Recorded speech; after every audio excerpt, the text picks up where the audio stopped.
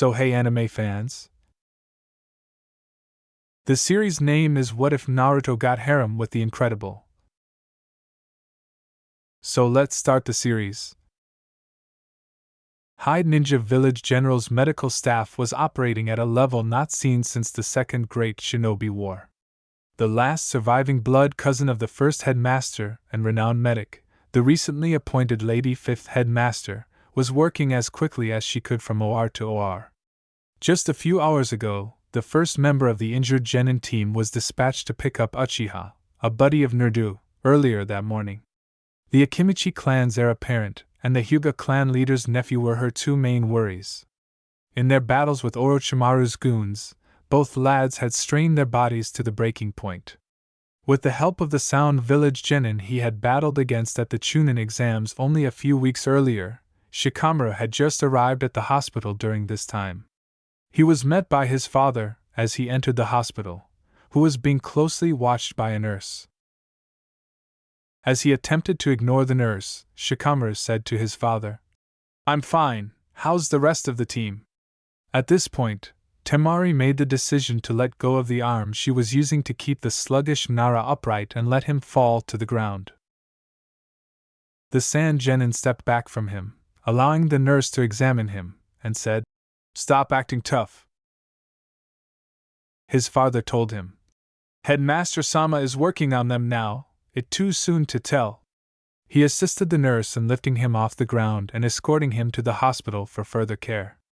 Temari trailed closely behind them. Shikamaru remained mute as his father assisted him, holding his head down in embarrassment. He was the only member of his team who had not yet sustained too many potentially fatal injuries. Shikamaru was now sitting outside the operating room, his self-inflicted broken finger dressed and in a splint. Temari is across from him with a cross-legged posture. The headmaster herself was working on Choji, his best friend, just across the door. He reflected on his first mission's failure while sitting in quiet. He starts to mentally rehearse every situation while he fidgets with his bandaged finger, in an attempt to determine whether he had made the proper decisions for the mission. With composure, Temari remarked, "There's no use in being so restless. Sacrifices are an inevitable part of missions." Shikamaru looked up from his hands to see her staring at him coolly, something he knew he should be doing right now. Shikamaru held her while he turned to face the OR's doors. "I knew what missions would consist of, and I thought I understood what the world of shinobi was like. I'm not cut out to be a shinobi." As she kept staring at the slothful Nara, Temari remarked, "Stop acting like a man, it's boring. What are you saying, that you're afraid of getting hurt?" Shikamaru turned and began to leave her, saying more to himself than to her. "I shouldn't have been made captain of this mission, it's all my fault." His father stopped him before he could go very far. The leader of the Nara household, Shikaku, said, "Shikamaru, a girl is calling you a coward and you're just going to walk away." Shikamaru looked back at his father, who was leaning against the wall of the hallway, and said, "It's troublesome. I don't want to have an argument." Shikaku got up from the wall and gave his son a pointed look. "Are you going to just walk away and give up being a shinobi? You're a coward even if you quit? Someone else will just take them out on missions and they might still die." At that moment, the doors of the OR opened wide as Shikaku said, "You shouldn't let this determine how the rest of the missions will turn out. If you want to protect your friends, train, and become a better shinobi for the sake of your friends." With a slight sigh of relief, the fifth headmaster approached and sat down in the chair that Shikamaru had just been occupying. The fifth headmaster said, "Well, it looks like the worst is over. That medical book you gave was a great help, Shikaku."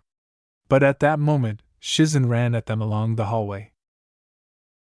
Shizen took a moment to gather her breath after sprinting through the hospital. "Lady Fifth Headmaster Sixth Headmaster has just returned with Naruto. He was injured but seems to be stable at the moment." She was relieved that the blonde knucklehead had returned when she heard the fifth headmaster exhale deeply. The fifth headmaster turned to face the Chunin and remarked, Well, Shikamaru, looks like your first mission was a complete failure, but everyone on your team was able to come back to the village to fight another day. So that is all that matters.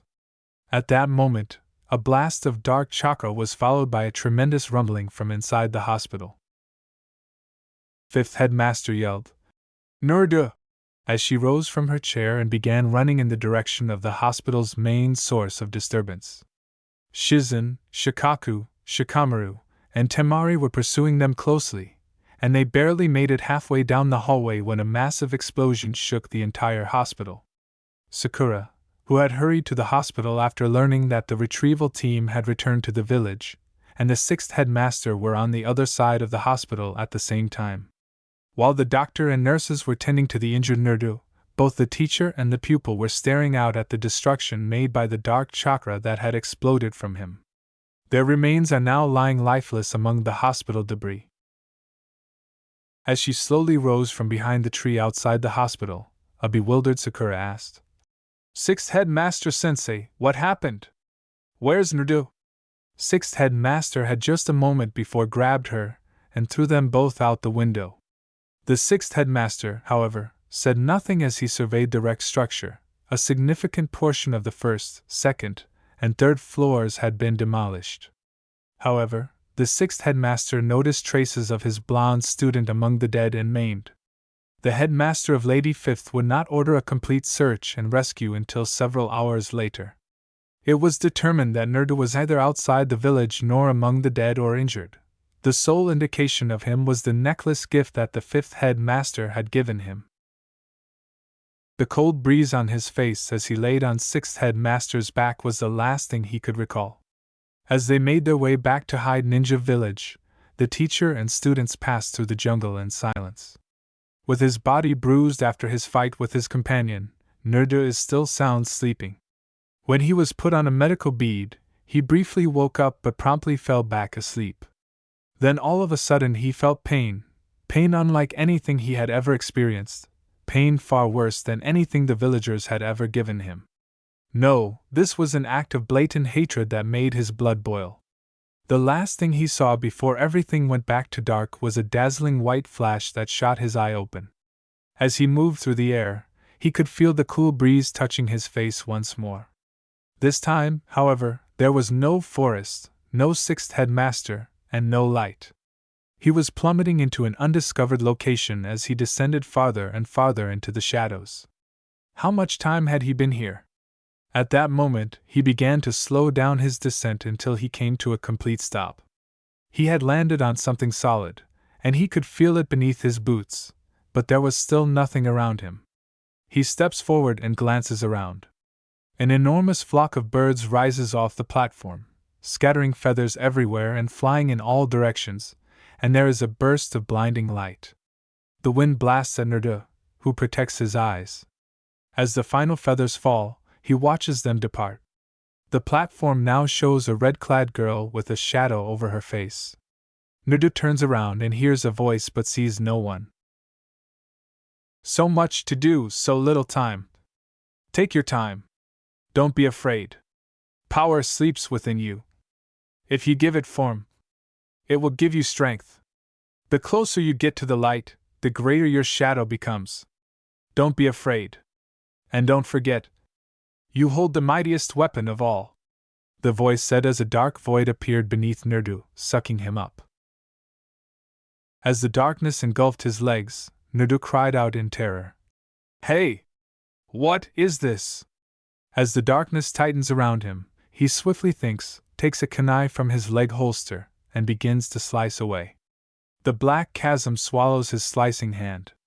As the darkness wraps its final strands around his terrified eyes, Naruto rests on his back, unable to resist it any longer. A gentle breeze blows through the forest of pine trees while the sun shines brightly. Birds fly from tree to tree in the sky above the trees. A sleeping Naruto on the woodland floor gently opens his drowsy eyelids and sits up. He yawns and begins to lie down once more, but he abruptly gets back up on his feet. He scans his surroundings for the blackness that had encompassed him entirely just a moment before. When he saw that nothing was left around him, Naruto began to survey his surroundings in an attempt to figure out what had happened to him, and what the odd, black area was. "Hello? Hey, hello!" exclaimed Naruto as he began to make his way through the quiet jungle. He promptly changed his path and headed toward the general east in the hopes of finding his way back to the village after realizing that it wasn't even past noon when he looked up at the sky. Naruto leaped to the next low limb and began traveling through the trees at peak speed while pumping chakra into his legs. That's what he had anticipated would happen, however, but instead he flew 10 feet or so before plummeting back to earth. Ouch!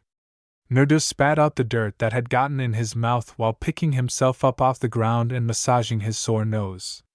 He swiftly cleaned himself up, applied chakra to his legs, and launched into the air. This time, he managed to reach a height of roughly 12 feet before plummeting back to the earth. Before giving up, he attempted to create a shadow clone twice more, and when nothing came of it, Naruto recognized something was amiss. With beads of sweat streaming down his face, Naruto went to one knee and yelled, "Shadow clone Justu! Shadow clone Justu! Shadow clone Justu! Shadow clone Justu! Shadow clone Justu! Shadow clone Justu!" He got himself up after a few minutes and began walking east. As he made his way through the forest, Naruto wondered, "Damn it, why can't I use my chakra?" Naruto had plenty of time to think about himself, as he went silently. Essentially, he was considering what sort of ramen and how many bowls he would consume when he returned to the town. Fortunately for Naruto, he began to hear flowing water nearby as his stomach began to growl with hunger for what felt like the 100th time. "Yes," Naruto said with excitement as he accelerated toward the sound, his mouth beginning to water, as he knew where a river was and that there were fish in it. Naruto sped down to the small river's bank after breaking through the tree line and dipped his entire head in its cool, soothing waters, consuming great gulps of water as he went. He pulled his head out of the water and collapsed into the riverbank, taking a deep breath.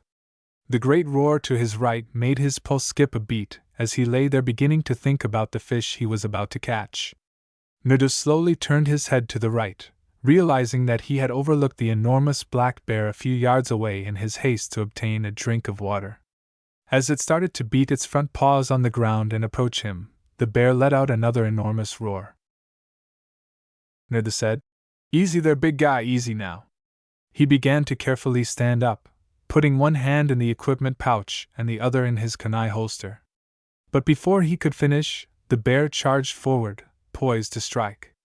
Turning tail, Naruto grabbed a paper bomb and fastened it to a kunai, then began to run as quickly as he could. Naruto made a sudden right turn, leaped into the river, twisted in midair, and drove the kunai into the earth in front of the bear. The bear slumped to the ground dead as the blast's force forced Naruto deeper into the river. After entering the river, Naruto had a new issue. The swiftly moving, powerful current was starting to carry him downstream. Before he knew it, Naruto was pushed into white water rapids and was fighting to stay above the water instead of being able to observe the location of the dead bear. He kicked his legs as forcefully as he could, but the current's power was proving difficult to overcome. As he approached a waterfall and saw the river's speed rise, Naruto called out, "I could really use some help, Fox." As the rushing air passed him, Naruto suddenly remembered as he was pulled over its edge and began to descend with the rest of the river.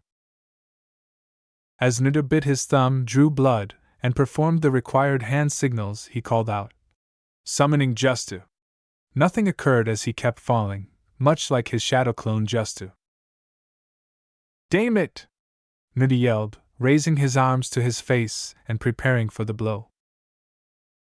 A still drowsy Naruto said, Yeah. I'm getting up, Irika-sensei." He opened his eyes slowly against the strong morning light. Irika persisted in pulling his jacket on, but this time he did so with considerably more force, raising him a few inches. When Naruto finally opened his eyes, he saw a coyote yanking on his jacket instead of Irika. Naruto yelled, "Hey, get out of here!" He hurried to his feet and gave the scavenger a furious kick, which caused it to flee. Naruto let out a growl of disappointment at the damage to his ripped jacket. He dismissed it, looked up at the sky, and began to proceed in what he believed to be the direction of the village. Naruto pondered whether anyone was searching for him when he was strolling through the woodland. The sounds of nature surrounded him as he strolled among the trees in silence. Birds sang back and forth to one another up in the trees and sky. Animals and insects, on the other hand, went about their regular lives on the forest floor. As he continued to walk, Naruto thought aloud, "Man, I hope Sixth Headmaster Sensei finds me soon. I could really go for some ramen right about now. Maybe Sakura-chan is with him too." And thus it continued until sunset, when he began to hear something coming from the trees not too far away. Increasing his speed, he began to travel through the trees as quickly as his weak legs would allow. He began to move quickly as the noises got louder and louder. When he finally broke through the tree line, Naruto excitedly called out, "Hey, Sixth Headmaster Sensei, Sakura-chan, I'm alright, believe it!" Naruto stopped motionless and looked around, but all he saw was a black road with more woodland on the opposite side. The sun had already set by this point, and Naruto began to move around in the dark. Attempting to see if he could detect the sound sours by straining his eye in the dark. At that moment, he noticed two light spheres rapidly approaching him from off to his left. Naruto said, "Hey! Get back, I'm warning you!" and pulled out a kunai. Naruto lifted his kunai and threw it forward after seeing that this had no effect on slowing it down. He saw it deflected, so it had no effect. At that moment, the spheres of light began to get dimmer and brighter, and a loud siren began to sound at him. Now that it was just a few feet away, Naruto made a rapid decision and dove to his right to avoid them. Naruto spotted a peculiar outline behind the lights with two smaller lights speeding away from him as he quickly rose off the ground. The blonde pointed a finger and began to chuckle. "Yeah, that's right, you better run, don't think you can mess with Naruto," he exclaimed with confidence. This was an even more serious error though, because he was oblivious to another set of lights approaching him from the right at a quicker speed than the first. And just before he experienced unbearable anguish and the world went dark, he heard another siren ringing off just behind him. Rying, rying.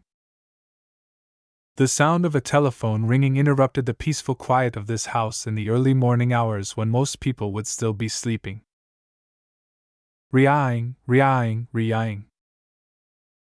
The sound of the telephone in the living room kept echoing off the empty wall throughout the little house, eventually reaching the master bedroom. "Rying, R.I.?" a firm voice said into the phone. "This is Dicker." In their end of the call, a man said, "Sorry about this, sir, but we need you back at the office. We just picked one up." He knew from away that today would be one of those days. Dicker, who sounded exhausted, asked, "Was it Bob again?" This would not be the first time he had been awakened. All due to Bob Parr's inability to kick the habit of being a super. The man on the telephone said, "No, sir, it's an unregistered." Dicker picked up the phone and started getting ready to go to the office, saying, "I'll come right in." In 5 minutes, he had locked his front door and was fully clothed in one of his 2 button-brown suits. A black town car pulled up in front of his house as he was doing this. After entering, it was a quick journey from his house to the NSA, National Supers Agency, headquarters. As the town car approached a 4-story building, I got out of it. A tall, slender, pencil-necked man with glasses met him as soon as he entered the double doors and gave him a little file. As he made his way through the facility, Dicker opened the file and began to read it. "So, this is it then."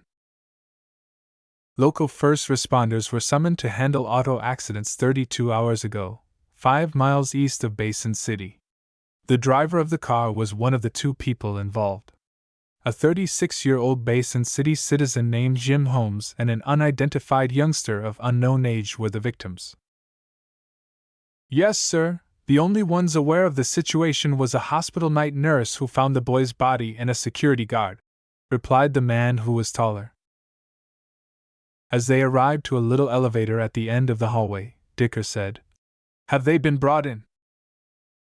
As they entered the elevator, he stated, Yes, sir, their statements have already been taken and are now having their memories wiped.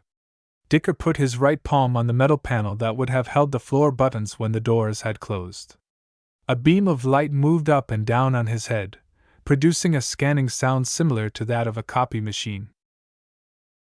Granted access? As the elevator began to descend, an electronic voice called out. Dicker spent some time going over more of the file he had been given as they descended to the building's lower levels. When the unidentified youngster arrived to Basin City General Hospital, he was pronounced dead and taken to the mortuary. Was found alive by hospital personnel 4 hours later. Both men exited the elevator when it had completely stopped and proceeded past a wooden door and along a narrow hallway. There were multiple desks arranged side by side and divided into 2 rows on the opposite side. There are multiple monitors in front that show everything from strange angles of national sites to local news. The monitor labeled Interrogation Room 2, however, caught Dicker's attention the most. It depicted a young boy with blonde hair sitting in a chair with his hands bound to the desk, surveying his surroundings while attempting to escape. Dicker opened his folder again and turned through a few pages while glancing back down at it. Dicker remarked to himself as he glanced down at a picture of a disfigured orange-clad body that had been dragged by a car over a pitch-black highway. So, Naruto, let's see what you have to say. Naruto looked up at the government agent next to him and said, Come on, I already told you.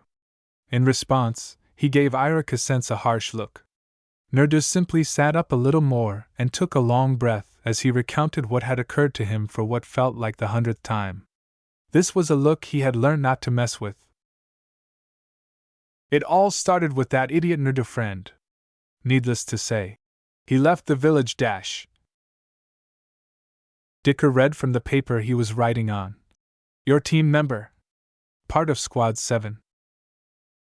Yes, Naruto said. So, after he left your ninja village, you and a team were sent to bring him back. Naruto was perplexed as to whether the man had recorded everything or if forcing him to recount what had occurred to him was a waste of time. Dicker said, Your mission failed. Yes, he got away. Since he had promised Sakura-chan something he couldn't fulfill, Naruto didn't want to think about it at the moment. His only desire was to leave this location and locate the 6th headmaster so that he could finish his training and they could pursue his companion Naruto once more. Dicker glanced at the increasingly irritated blonde teenager and said, Right, so after that you were brought back to your village, Hyde Ninja Village, and then what happened? That might simply indicate that he believes the child is telling the truth, but he could tell this child wasn't lying. He's not speaking the truth, though. Naruto tried to raise his hands in frustration, but the handcuffs holding him to the table prevented him. Look, I told you 6th Headmaster Sense found me and was bringing me back to the village. He got me to the hospital that after that I done remember. Okay, everything went black and the next thing I know I'm waking up in a forest. Dicker continued to stare at the blonde before turning back to his notes. Everything felt too surreal to be true. However, he did know a man who could knock down a building with a single blow. All right, kid, looks like you can keep your story straight. Finally, Dicker responded. But that's all it is, a story. Hey, Naruto shouted angrily. Look, Naruto, this is what I know. First off, you have been brought into a local hospital several hours ago, dead. Your head was completely crushed, and the only thing identifying you was your name written in your clothes. Dicker opened the folder he had been given early that morning and threw a crime scene photo of Naruto's body taken along the highway at him. After taking the picture, Naruto turned to look at it and found that it was him. But how could that be him while he was still alive? Second, your body was found later in the hospital with your head no longer in a million pieces. Dicker continued, tossing another picture that appeared to show the blonde dozing off on a surgical table. After that, you got up, knocked a security guard unconscious, and proceeded to run amok inside a hospital where it eventually took several police offers to subdue you. Kid, it's been a long time since anyone had seen a super, let alone a new one. Now I don't know what your abilities are, but if this police report is to be believed, you have super healing, and from the property damage you caused, you have super strength," finished Dicker as he turned to the blonde to observe how he responded. Naruto, for his part, didn't know half of what this man was discussing. Naruto wondered, what did he mean by supers? Naruto began to yell, "It's not a lie!" Dicker reached up to stop him before he could finish. Dicker stood up from his chair and began to walk around the table to Naruto, saying, "However, this also says that while you were trying to make an escape, you managed to save a pedestrian who happened to be in the wrong place, which led to your capture. So what am I going to do with you, kid?" The blonde wanted to get away from this action, but the handcuffs kept him in place. Naruto became alarmed when he observed the man reaching into his pocket for something as he got closer. Dicker uncuffed Naruto with the small key he had taken from his pocket and said, "You wait here, I'll be back in a few minutes." He was left alone after they left the room, walking back around the table. Naruto stroked his sore wrist and looked down at his now free hands, wondering what was happening. Additionally, he noticed that the room's door was slightly open as he looked up. Naruto glanced at his one chance to get out of this weird environment and thought, he must have not closed it all the way. Dicker was staring at a tiny monitor on the opposite side of the door that showed everything that was going on in Interrogation Room 2. "Do you think he will make a run for it?" asked a glasses-wearing man seated at a desk, typing numbers into a keyboard. Dicker simply kept staring at Naruto, waiting to see what he would do. The more he spoke with the boy, the more he was reminded of another blonde who was problematic. But when it came to Naruto, he had the same instinct as Bob Parr. Naruto was experiencing his own crisis back in the room. Naruto massaged the top of his head angrily and said aloud, "Man, what should I do?" He had the impression that he was redoing the written component of the Chunin tests. He thought, "I should make a run for it." However, he was about to stand up and head for the door when he halted just before he could reach the handle. The last time he was conscious, he was in a city, but who knows where he might be if he ran away. Then he said to reflect on what the man had said and everything he had witnessed. He didn't want to think about it, but he was trying to get the impression that he wouldn't be able to return home. Dicker watched from a different room as the blonde stopped in front of the door and extended her hand. At that moment, he pushed the door shut and returned to his seat. And at that point, he realized that he could trust Naruto, regardless of what the blonde was saying or claiming to be. After shutting the door, Naruto didn't sit down for long before it opened again and Dicker entered, but this time he was holding a considerably larger folder filled with what appeared to be paperwork. Dicker took a seat, took out a pen form from under his coat, and opened the enormous folder. "Okay, kid, I know I'm going to regret this down the line, but until that time you are now under the jurisdiction of the United States government. More specifically, the NSA." Bewildered by what was happening at this point, Naruto asked, "What's the NSA?" As he began the required paperwork, Dicker said, "The National Super Agency." He glanced at the wall calendar in the living room and asked, "How much longer do I have to wait?" The 26th of July was due day, which meant, in Dicker's words, he would have roughly a month until he could walk outside. Although it was wonderful that he wasn't sent to prison, he thought it was equally awful to spend the next few months here with nothing to do but watch TV or read. Going outside, running, training, and trying to figure out how to get home was what he truly wanted to accomplish. He had done enough of staying indoors all day and watching the world pass by outside his window when he was younger. Speaking of windows, I noticed that the sun was beginning to set outside. He stood up from his little work desk in the living room and walked over to the calendar he had pinned to the wall next to the television, saying aloud, "Well, another day down." He grabbed the red marker that was attached to it and crossed out the date for today. He entered the kitchen, which was next to the living room, leaving his book unattended on his table. He opened the enormous refrigerator wide as he stepped in front of it and grabbed the carton of milk that was inside. After taking a big swallow and putting it back in, he left the kitchen and proceeded down a narrow corridor beyond the front door to spend the remainder of his time there. His house. He reasoned that although this place was 3 times as wonderful and easily twice as large as his previous flat, either I nor this place, or the entire globe, for that matter, were his home. He quickly discovered that this area wasn't owned by the elemental nation and, more significantly, that you shouldn't get in front of moving cars. Entering his bedroom, he turned on the tiny light on his nightstand. He prepared for bed by removing his pajamas from his dresser. He kept thinking about how this place was different from his home in both fantastic and unimpressive ways. This place was incredibly technologically sophisticated, based on all the wonderful movies he had watched on his TV and all the dull literature Dicker made him read. However, there were a lot of things he could do back home that would make folks here think he was superhuman. As he climbed under his covers and turned out the light, Nda murmured aloud to himself, "Yet things I used to be able to do." As he lay in bed, unable to fall asleep, he began to reflect, as he had done much of the time. Why can't I use my chakra anymore? He had been thinking about it for months, ever since he had woken up in the jungle. He must have been unable to activate his chakra because of whatever led him to this location. He even made a few unsuccessful attempts to grab hold of the foolish fox. Even though he was unable to use his chakra, his healing was activated to such an extent that if he attempted to cut his finger, which he did, it would begin to mend before the knife had completed cutting him. Not to mention, his newfound super strength was the finest part of this whole process.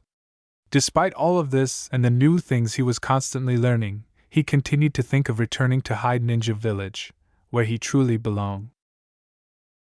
August 4. Nerda switched off his television and made the decision to get up from his couch and go get himself some food because it was almost time for lunch. He had decided to spend the day watching television rather than reading books today in an effort to distract himself from his thoughts. When he entered his kitchen and opened his refrigerator, he discovered all the nutritious food that Dicker had given him, which was obviously nothing he would like to eat. He made himself a ham and cheese sandwich and a big glass of orange juice for lunch, then returned to his living room and switched on his television. When he heard a voice on the television, Nida paused, flipping through a few hundred channels in search of anything new to see. A well-dressed man in a black suit, sitting behind a large desk and facing the camera, said, "It raises the question, if the supers were still active, could some of these past few tragedies have been avoided?" To his left were some women in a gray business suit and another well-dressed man in a blue suit. The man in the blue suit started to remark, "That's where I disagree. Looking back, most so-called heroes cost the government millions in property damage just to stop one man." However, the woman in gray interrupted him. "Well, that brings back the old argument, how much is a life worth? It seems the US government has. People seem to forget just because the supers are forced to hide doesn't mean the villains had stopped. Just last year the terror attacks on Paris and London might have been stopped." The woman was staring back at both men. As they kept exchanging words, Nerdu began to question whether she was drinking. He had considered using his abilities, but Dicker promptly cautioned him against breaking any NSA rules or laws. But now that he had this new power, he was beginning to question if he should strive to help. As he continued to watch the television show while eating his lunch, Nerda thought, "Why shouldn't I use it to do some good?"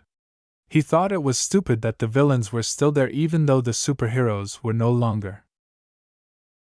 As he faded to black, the man in black said, "Well, the law is the law, but the way things are going around the world, it could be time for Congress to remove the supers law." Then another one began, this time a weather news program.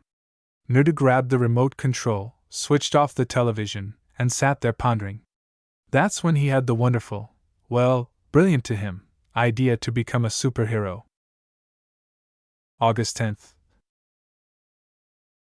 About 6 days had passed since he made the decision to become a superhero, and already Nerdo was practicing in every way he could think of around the house. He could now perform 500 push-ups and sit-ups with ease. To have something substantial to lift, he took the refrigerator from the wall and used it as a weight set. Because he was confined day and night, he was unable to truly test how much his physique had changed. But there was something rather unusual about his body that he could sense. As he stood in front of the wall calendar and crossed off another day, Nuda murmured aloud, "Just a little more." Now, working out all day with only occasional breaks and crossing off another day before turning in for the night had become his norm. He would go out and begin stopping supervillains one by one after his waiting period was up. Just before he went to sleep, Nuda thought, "Watch out, bad guys, because Nuda is on his way, believe it!" August 18th. Look, kid, I know you don't like it. Trust me, no one ever does. But you need to be moved to a new location. This was Dicker's third attempt to explain to him why he needed to relocate to a new city. Nuda simply didn't comprehend what was happening. His waiting period would end in less than a week, and he would be free to venture out into the world. As Nuda mowed Dicker out of the house, across the yard, and into the back of a big black car, he questioned again, "By why I'm moving? What's wrong with this place?" To his satisfaction, the blonde didn't ask again when Dicker chose to simply ignore the inquiry this time. When the car began to drive, Nuda peered out the window and said, "So, can you at least tell me where I am being moved to?" Nuda said that being in a car was amazing, but he still didn't really enjoy cars because he had previously been hit by one twice. Dicker informed Nuda, who was now amusing himself by fiddling with the automatic car window. "Metroville, it's about a 3-hour drive from this location, but we could make it there before noon." As he watched Nuda lower the window, put his head out, and then lift it back up with his head still sticking out the window, causing the blonde to choke a little, Dicker thought, "This is going to be a long 2 hours." Dicker turned to face the blonde adolescent who was having a tantrum and said, "Ninja school is not real school, like it or not, kid, you're going to do this." He had already transported the child to Metro City a few days prior, so this was the last thing he needed to accomplish. "Listen, Nuda, this is the whole point of the NSA. Once you start school, you will keep to the background story provide. After a few years, you're on your own, but for now, seeing as you're under the age of 18, you will be provided a monthly living supplement." Dicker said this after Nuda had calmed down. A little put off, Nuda said, "Wait, I'm being left on my own." He still liked the elder man, but he didn't particularly enjoy Dicker bossing him around.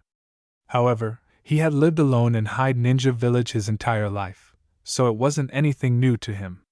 The good news was that he was no longer concerned about being monitored. Dicker's final words before opening the front door and leaving, shutting it behind him, were, "Oh, and Nuda, stay out of trouble. Just read the debriefing file, show up Tom Arrow, and there won't be any problems." Nuda just glanced down at the heavy brown folder that was placed on his living room coffee table a little while ago, and that said Top SECRT in bold red letters. Nuda sat down on his couch and said, "Maybe I should get started on this." He had 2 hours before midday, according to the little round clock he had hanging on the wall by the front entrance. Nuda began reading the lengthy file, attempting to commit what he read to memory. The rest of it was a complete falsehood, and he even altered his birthday, but he was still allowed to maintain his full name. Name, Nuda. Birthdate, May 20th, 1948. 14 years old. Residence as of right now, 742, Evergreen Terrace, Metroville. Hair color blonde. Blue eyes. Height 4 feet 5 inches. Skills/abilities, superhuman strength, improved healing and durability. Biography: Mr. and Ms. drowned when their private plane crashed in the Pacific Ocean, leaving Nuda orphaned. He was placed under the state's guardianship until he turned 18, at which point he was no longer considered a child. Notes: Every infraction of the laws and regulations listed in the enclosed document will result in Naruto's immediate incarceration in a maximum security federal prison.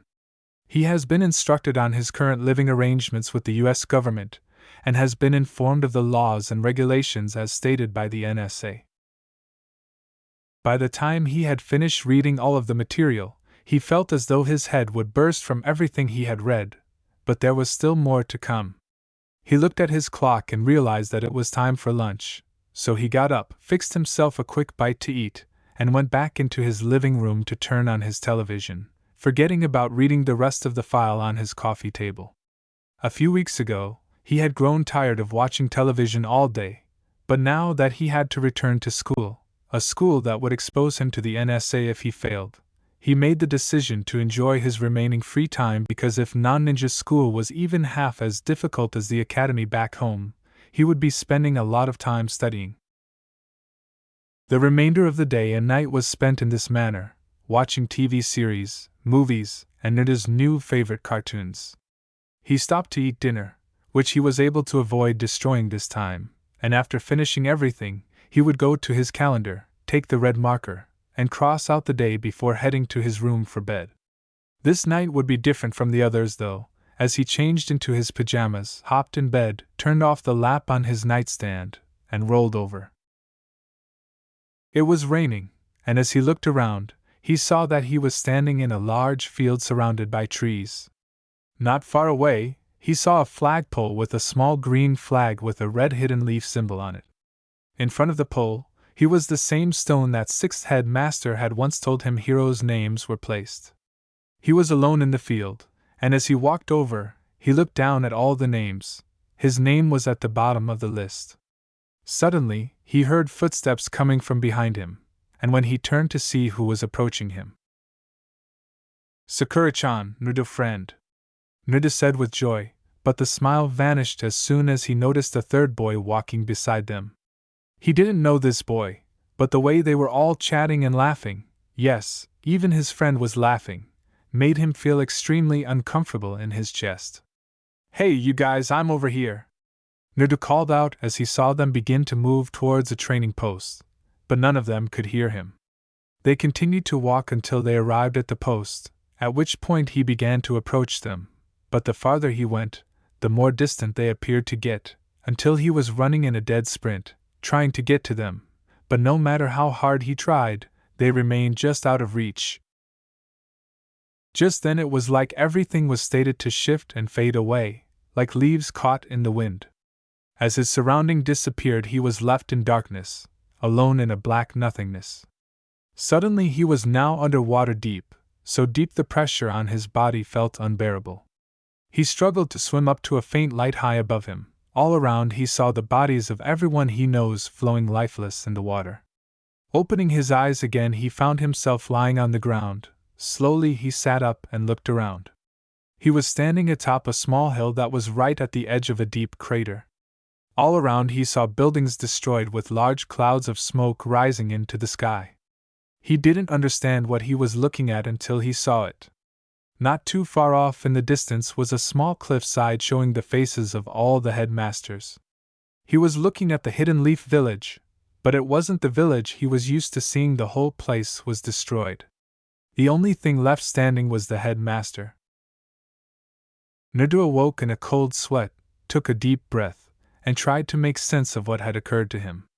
It had been a nightmare, but more than anything, it was the first time in several months that he had considered his true home. Naruto said aloud to the empty room. "Sakura-chan, Naruto friend, Sixth Head Master Sensei." He didn't want to think about it at all, but the dream had made him realize what was on the back of his mind. He was stuck with no way home, and worst of all, he was forgotten by everyone he knew, just another name on a rock in a field. He reached for his nightstand, lit the small lamp, and looked around the room. The little clock on his dresser informed him that it was still too early to get up, but he knew there was no way he was going to get any more sleep, so he got out of bed and went to the shower. After a restless night, Naruto tried to avoid thinking about his dream for the majority of the morning. He dressed in dark navy jeans, black sneakers, an orange t-shirt, and a dark navy jacket, ate breakfast, and then left his house early to try to find his new school. This has to be it, thought Naruto after he looked across the street from where he was standing. After walking around for an hour or two before coming to a top in a street corner on the other side was a tall 2-story redstone building. At the front he saw a few cement steps leading up to some double doors. The rest of the building had rows of large windows facing out to the main street, and all around Naruto saw boys and girls all around his age talking to each other or moving into the school. Taking a quick look around, Naruto crossed the busy street full of cars that were dropping off kids before moving to go into the school. Once inside, Naruto moved along the long hallway lined with tall metal lockers. About halfway down the hall he stopped when he noticed a small crowd of teens all standing in front of a large bulletin board that had a banner hanging about it that read class assignments. This whole thing reminded him of his first day at the Ninja Academy, how everyone was looking for the classroom. Moving his way to the front as those in front of him found their names and classes, Naruto now doing the same. Looking up and down the 3 large posted papers full of names and number, he found his next to A1-13. Alright, now where do I find that? Naruto told himself as he moved away from the crowd of students and started to wander down the hall looking at all the classroom numbers. It didn't take too long for him to make his way down the hill, and making a right he found his classroom halfway down the hall. Walking toward the classroom door, he looked around and saw that there were still plenty of sets open, so he took one in the back of the class. As he walked past the other kids in the class already, he saw that a few of the boys and girls were already talking to each other, while a few were looking to the door hoping to have some friends in the same class. Reaching his new desk, Naruto took a seat and just waited for the class to begin. Looking round, he was reminded of his class back with Irika. The classroom was about the same size and its windows looked out to the schoolyard. Naruto was brought out of his thoughts when the school bell rang, and looking around he saw that the class was now full. In front of him was another blonde, a short-haired boy, and to his right a girl. She had a very slender build and small waistline. She also had long, straight, raven black hair that was covering her face. Looking up from his desk, Naruto noticed a tall, slender, and extremely stern-looking man in a tan suit standing at the front of the room, reminding him of Irika, whom he could only assume was a teacher. "All right, people, settle down, it's time to get started. Mr. Bright, I am your homeroom teacher. You will be reporting to this room promptly every morning at the sound of the first bell for the next year," Mr. Bright stated in a stained voice as he moved to get a tiny stack of papers from his desk. Mr. Bright said, "These will be your schedule for the remainder year. I suggest you commit them to memory." He handed the stack to a red-haired girl who was seated in the front row desk close to the classroom door. The girl looked through the stack of schedules, passing it to the person behind her once she found hers. Why was this happening? Naruto looked out the classroom windows and saw nothing but the numerous net rows of houses outside. This place was nothing like Hyde Ninja Village. After last night's dream, he was beginning to feel more homesick. Naruto turned to see who was speaking to him when he heard a soft voice say, Excuse me, but I think I have your schedule." It was the black-haired girl in the thick sweater who had been sitting at the desk next to his at the start of the class, with her hair pushed out of the way. Her large indigo eyes and slightly round face made Naruto think of Sakura-chan, and this thought made his face slightly hotter. Naruto responded, "Oh, right, thanks." He reached out to take the schedule from her, and as he did so, their hands briefly touched, causing the two teenagers to exchange glances before hurriedly averting their gazes. As he began writing on the enormous chalkboard at the front of the class, Mr. Bright said, "Okay, now that you all have your class schedules, let's begin today's lesson." Naruto noticed that non-ninja school was lengthier than he was used to as he looked down at his schedule. As he finished reviewing his new class list and noticed that Mr. Bright had already written up the day's English lesson in front of the class, Naruto muttered to himself, "Man, this really stinks." Reaching into his backpack, Naruto took out a notebook and began taking down what was on the board list. But this didn't last long because he stopped taking notes and began to scribble on the pages instead. He began to feel like someone was watching him, and when he looked up from his notebook, he realized he was right. The girl who had just given him his schedule was staring at him out of the corner of her eye. When she realized Nerda had caught her, she quickly hid under her long hair. Nerda then looked at her and gave her a quick tap on the arm, which made the girl jump a little in surprise. When she finally turned to face him, Nerda noticed the anxious expression on her face. "Hello, my name is Nerda. What is your name?" The girl simply stayed silent till Nerda began to feel a little uneasy, but he asked, grinning broadly as he turned to face her. "Did I make a mistake?" As he returned to his notebook, Nerda thought, I don't think I did. He noticed that Mr. Bright had already filled half of the boring, so he let out a tiny grown man, grabbed up his pencil, and began to attempt taking actual notes. Violet. When Nerda believed he heard something, he stopped taking notes and turned back to face the girl. "Well, Violet." This time, Nerda could see a little more of the girl's face as she introduced herself. "My name is Violet Parr." Mr. Bright called up. "Ms. Parr, is there anything you would like to share with the class?" The two teenagers straightened up in their chairs and shook their heads. Mr. Bright said, "Very well then, class, back to the lesson then." With his back to them, Nerda and Violet exchanged sidelong glances before bursting into silent laughter. The possibility of having a buddy made Nerda think, maybe this school won't be so boring after all. "It's not so bad, the food could be better though," Nerda said, looking down at his ugly lunch tray full of fruits and vegetables. Since the two teenagers ended up having the same class schedule, they had spent the last few hours of the day chatting and getting to know one another.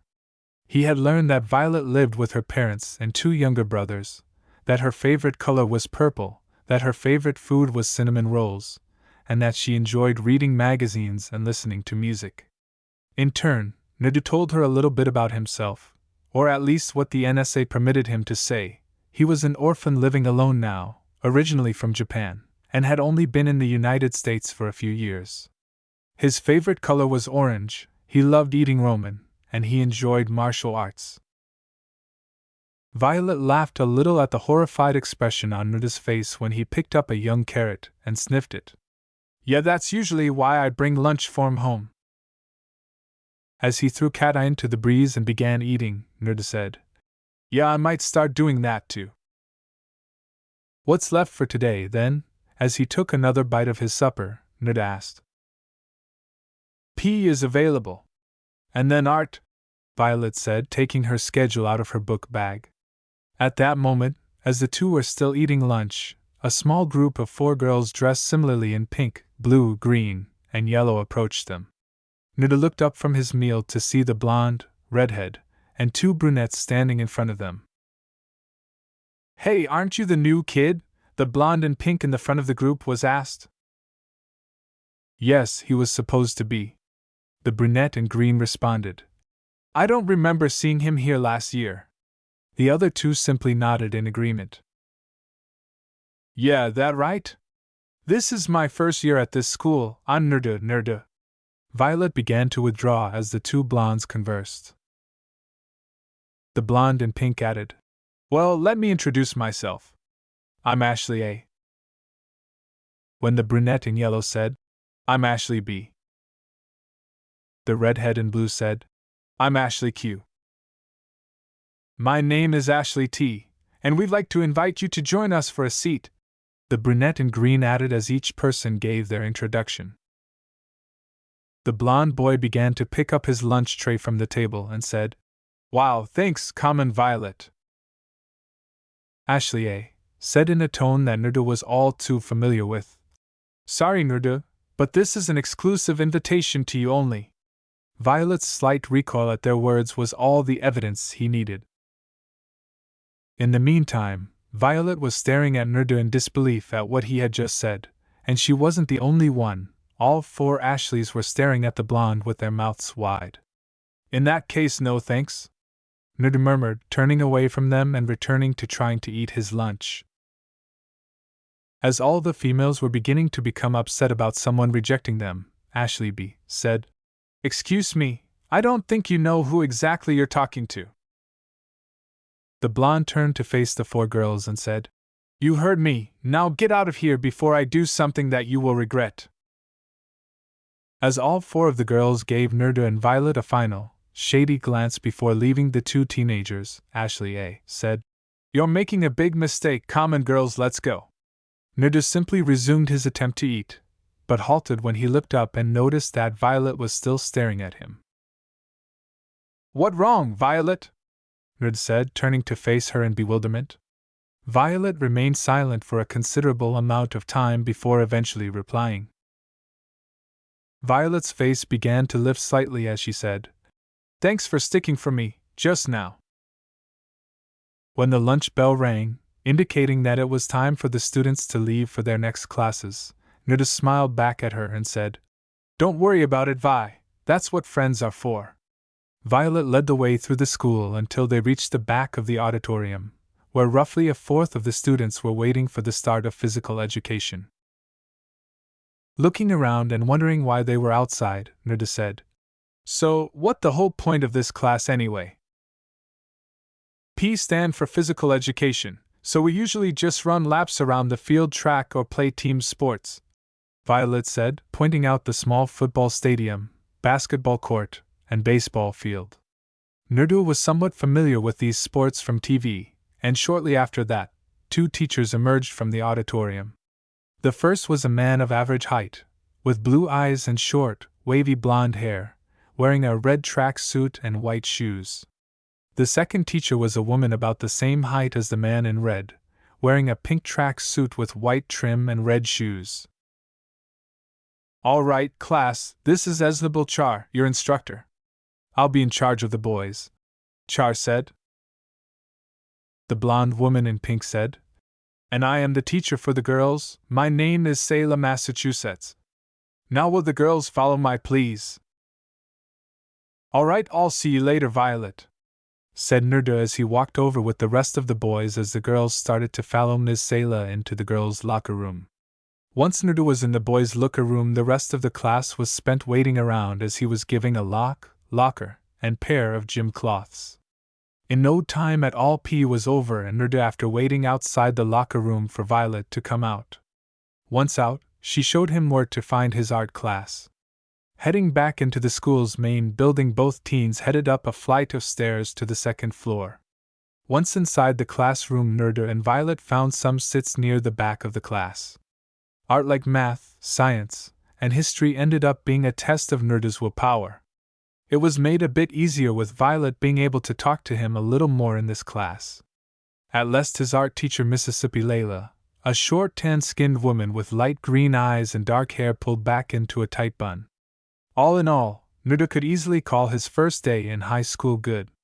Not like his first day at the Ninja Academy, that day he has spent most of it outside of classroom. Currently Nerda and Violet were standing out in front of the school talking to each other, while they waited for Violet's mother to show up. Looking back at the deserted school, Nerda asked, "So is every day going to be like today?"